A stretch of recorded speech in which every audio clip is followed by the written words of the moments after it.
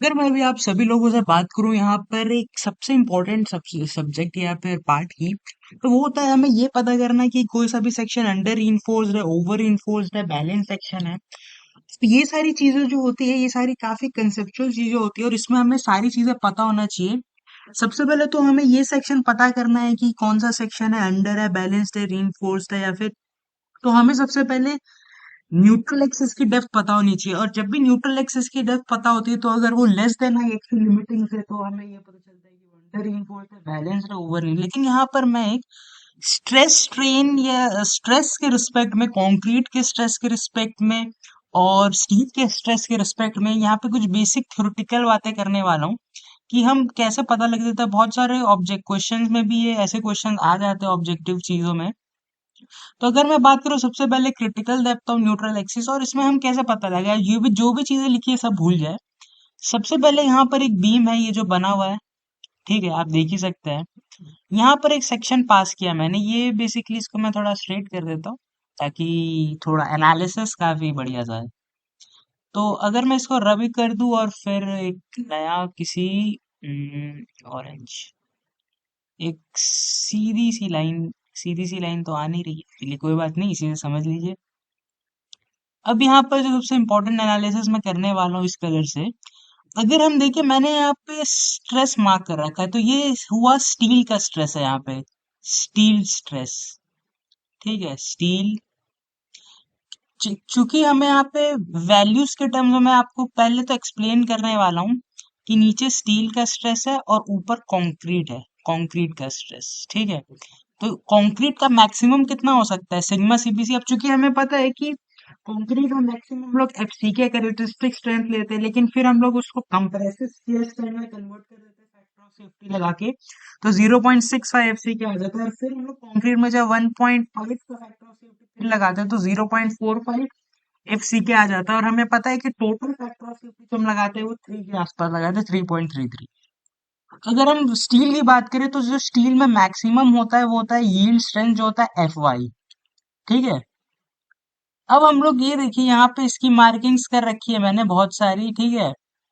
ये यहाँ पे इसकी जीरो वैल्यू रही, फिर यहाँ पे इसका स्ट्रेस रहा, यहाँ पे इसका रहा।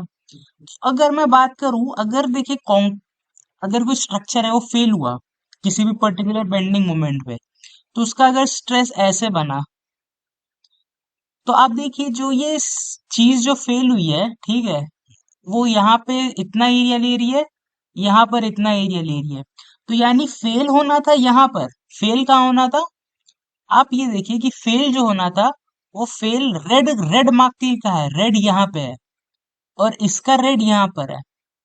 तो ये तो यहीं पर है, तो यानी ये स्ट्रक्चर तो मतलब ठीक है, बच गया, बेंडिंग मोमेंट लगा, लोड लगा, जो भी लगा, लेकिन ये बच गया स्ट्रक्चर।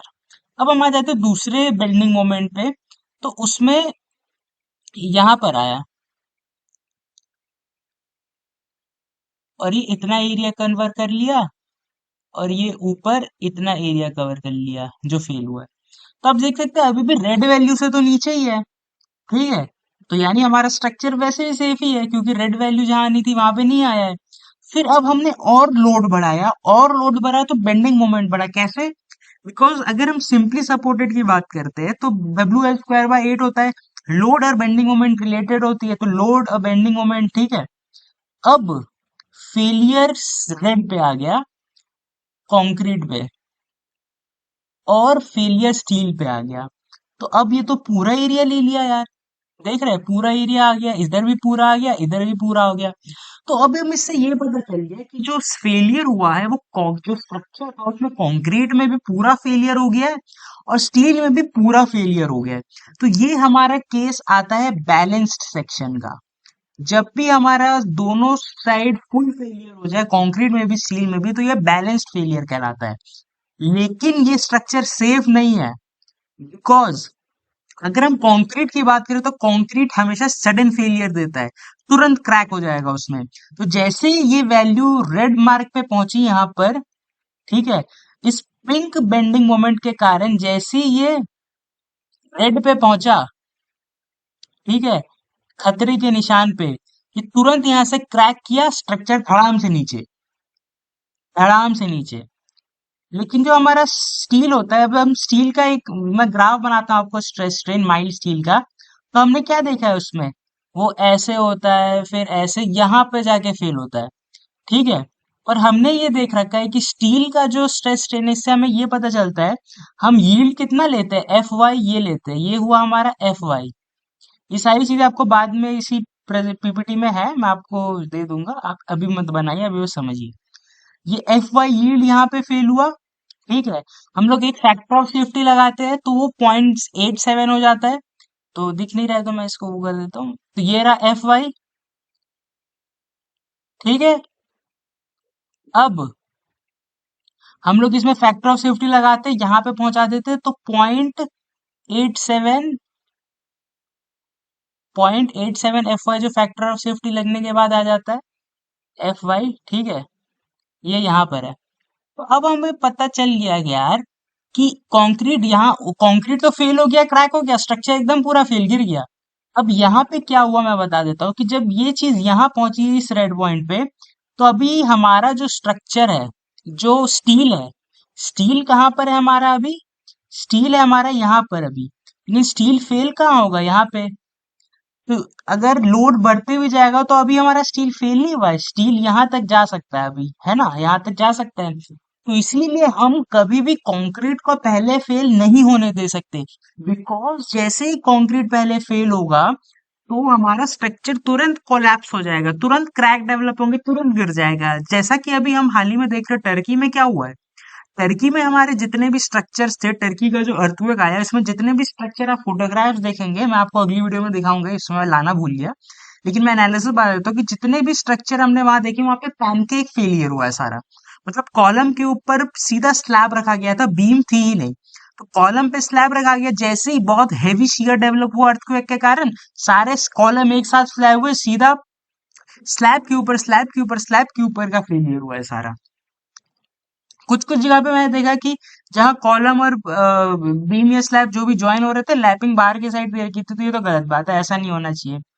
तो ये सारी बहुत इंपॉर्टेंट चीजें हैं जो आपको ध्यान रखनी थी। तो जितना भी वहां पे जो ये कैटास्ट्रॉफी हुआ है टर्की में, ये सारा जो है अर्थक्वेक के कारण नहीं, वहां पे डक्टाइल डिटेलिंग का जो कोड हमारा इंडियन स्टैंडर्ड कहता है कि मटेरियल डक्टाइल डिटेलिंग जरूर होना चाहिए। तो इसीलिए डक्टाइल डिटेलिंग बहुत जरूरी है, क्योंकि डक्टाइल डिटेलिंग होगी तभी तो स्टील पहले फेल करेगा। अब जैसे देखिए मैं आपको बताता हूँ, अब मैं इन सबको इरेज कर देता हूँ। अब हम क्यों हमेशा अंडर इन्फोर्स सेक्शन ही बनाना प्रेफर करते हैं, अब आप ये देखिए।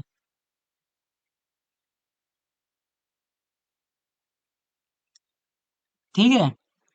बहुत क्रिटिकल एनालिसिस है, ध्यान से देखिएगा। ठीक है। अब ये मैं चीज फिर से यहाँ बना देता हूँ। अब ये तो बैलेंस सेक्शन था। ठीक है। बैलेंस सेक्शन ये था जहाँ पे कंक्रीट और स्टील दोनों एक साथ फेलियर हो रहा था। अब मैं आपको फेलियर दिखा देता हूँ दोनों का, ये इसका रेड मार्क और ये इसका रेड मार्क, ये हुआ बैलेंस सेक्शन का। ठीक है। अब अगर मैं बात करूं आपसे अंडर इनफोर्स में, तो अंडर इनफोर्स में क्या होता है कि हमेशा स्टील पहले फेल होता है, स्टील पहले फेल होगा ताकि स्ट्रक्चर सेफ, और कंक्रीट बाद में। कंक्रीट में आप देख सकते हैं कि कंक्रीट में भी कितना बचा हुआ है, देख रहे हैं कितना बचा हुआ है, लेकिन स्टील फेल हो गया है। ऊपर में जो एरिया होगा वो इतना ही आएगा इसमें, ये बात सबसे ज्यादा है। तो ये जो हमारा स्ट्रक्चर बना, इसलिए न्यूट्रल एक्सिस हमेशा ऊपर शिफ्ट हो जाती है अंडर इन्फोर्स में, इसीलिए।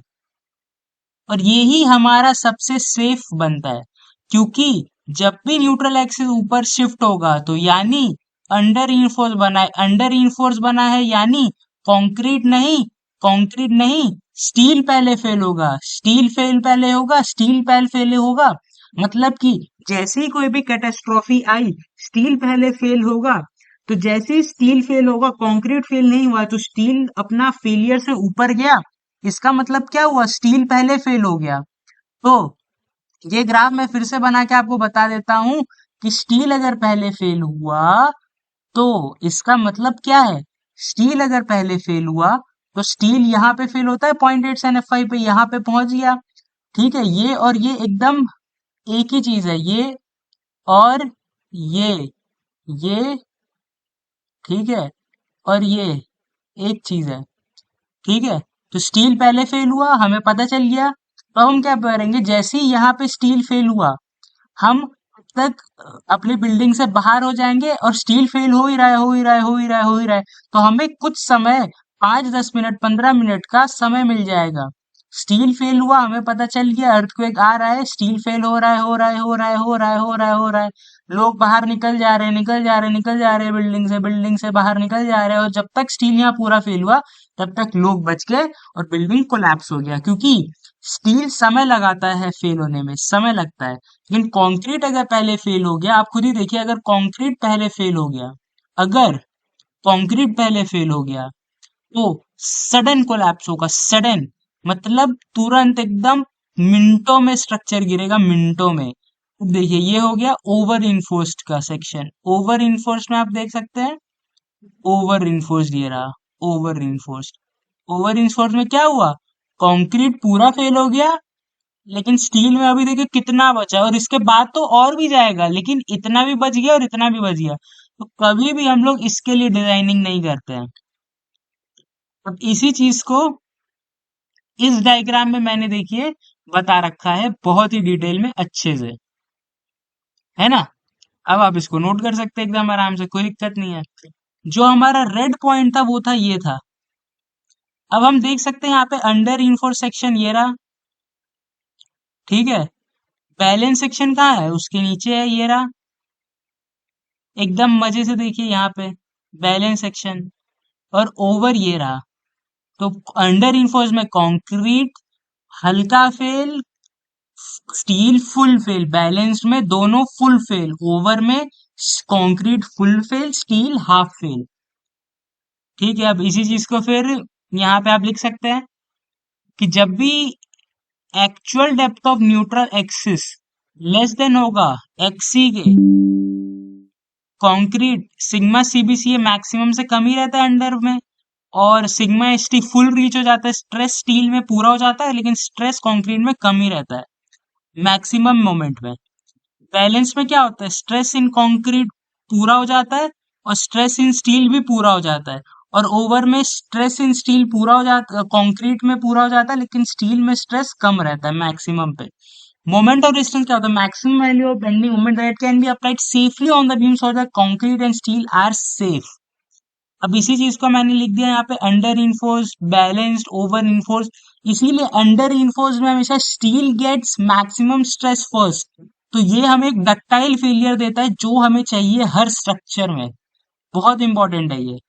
सेम टाइम पे होता है, नो, दिक्कत कर सकता है। Concrete gets maximum stress first, ये भी दिक्कत कर सकता है। तो इसको डक्टाइल फेलियर बोलते हैं, इसको बैलेंस फेलियर बोलते हैं, और इसको ब्रिटल फेलियर बोलते हैं।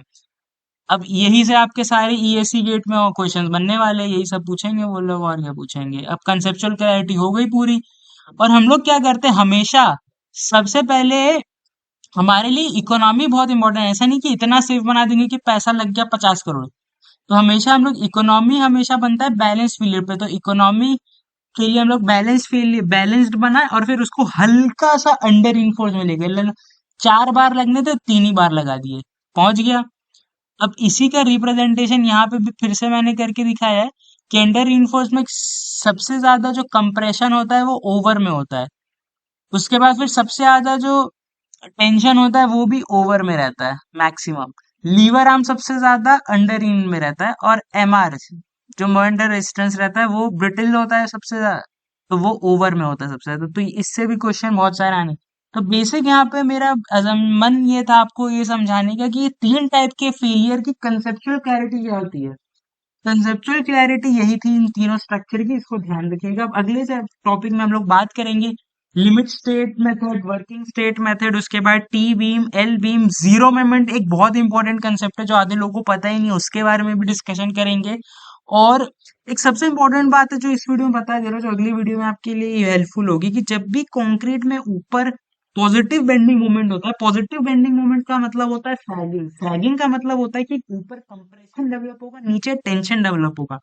तो जब भी हमारा पॉजिटिव बेंडिंग मोमेंट दिखता है बेंडिंग मोमेंट डायग्राम में, तो पॉजिटिव बेंडिंग मोमेंट का मतलब क्या हुआ? ऊपर कंप्रेशन नीचे टेंशन, तो स्टील कहाँ लगेगा? टेंशन साइड में नीचे। तो ये चीज का रिप्रेजेंटेशन करते हैं हम लोग बेंडिंग मोमेंट से। धन्यवाद।